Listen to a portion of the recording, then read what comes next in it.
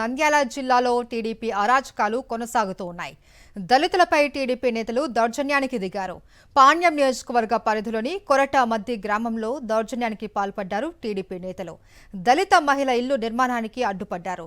ఇల్లు నిర్మాణం చేస్తే కూలీలిస్తాం, చంపుతామంటూ బెదిరింపులకు దిగారు.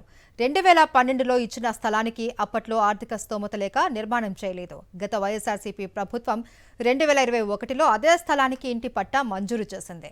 ఇప్పుడు అప్పు చేసి ఇంటి నిర్మాణం చేసుకుంటూ ఉంటే బెదిరింపులు చేయడమే కాకుండా నిర్మాణ కార్మికులకు ఫోన్ చేసి అడ్డుపడుతున్నారు టీడీపీ నేతలు. ఎన్నికల్లో టీడీపీకి ఓట్లు వెయ్యలేదు అనే అక్కసుతో దుశ్చర్యకు టీడీపీ నేతలు పాల్పడుతున్నారనే ఆరోపణలు బలంగా వినిపిస్తున్నాయి.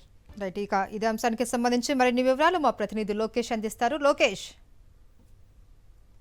నంద్యాల జిల్లాలో టీడీపీ అరాచకాలు ఇంకా ఇప్పటికి కూడా కొనసాగుతున్న పరిస్థితి. ఏదైతే వాళ్ళు ముందుగానే ఏదైతే ప్లాన్ చేసుకున్నారో దానికి అనుగుణంగానే వైఎస్ఆర్ కాంగ్రెస్ పార్టీ ఎవరైతే మద్దతుదారులు ఉంటారో, ఎవరైతే వైఎస్ఆర్ కాంగ్రెస్ పార్టీకి ఓటు వేసి ఉంటారో వాళ్ళని టార్గెట్ చేస్తూ వారిపై వేధింపులకు పాల్పడుతున్న పరిస్థితి.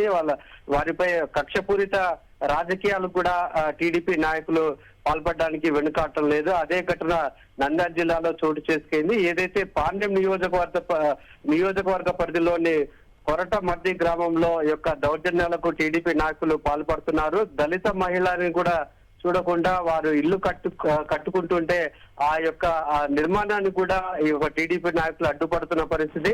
ఒకవేళ ఇల్లు పూర్తి చేస్తే ఖచ్చితంగా దీన్ని కూలగొడతామంటూ వారిపై దౌర్జన్యానికి పాల్పడుతున్నారు. ఎవరైతే ఇంటి నిర్మాణానికి వచ్చిన కార్మికుల మీద ఫోన్లు చేసి బెదిరింపులకు పాల్పడుతున్న పరిస్థితి అయితే కనపడుతుంది. ఇటు వైఎస్ఆర్ కాంగ్రెస్ పార్టీ సంబంధించిన దళిత మహిళలు అనేది కాదు, ఆ గ్రామంలో ఉన్న గుడికి కూడా తాళాలు వేసి ఆ తాళాలను కూడా టీడీపీ నాయకులు వాళ్ళ చేతిలో పెట్టుకుంటున్న పరిస్థితి అయితే కనపడుతుంది. పూర్తి స్థాయిలో రెడ్ బుక్ రాజ్యాంగం ఏ విధంగా ఉంటుందనేది చాలా క్లియర్ కట్ గా అక్కడ గ్రామ ప్రజలకు తెలిసే విధంగా చేస్తున్న పరిస్థితి. అక్కడ ఉన్న స్థానిక ప్రజలు మాత్రం ఆందోళనకు గురవుతున్నారు.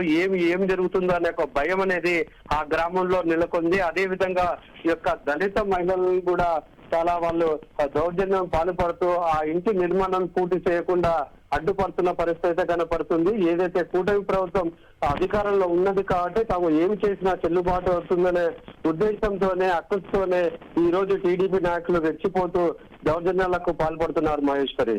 Right, thank you Lokesh.